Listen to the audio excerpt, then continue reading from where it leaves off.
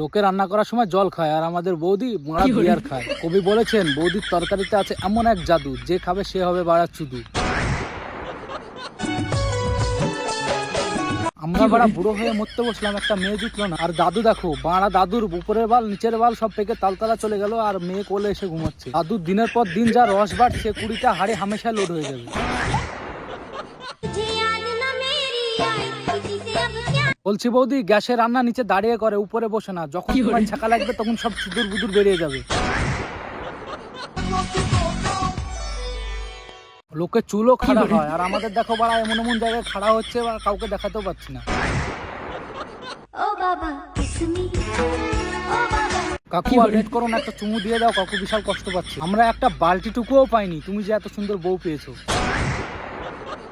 সারা রাত ব্যবসা করে যা মেডিকেলে গিয়ে দেখা। তুই আগে পাগলা গাড়িতে যা, তোর উপরের তার নিচের তার সব কেটে গেছে। ওইভাবে চিল্লাস কেন রে ষাঁড়ের মতো? বাড়া তুই আগে কলা খেয়ে আয় যা।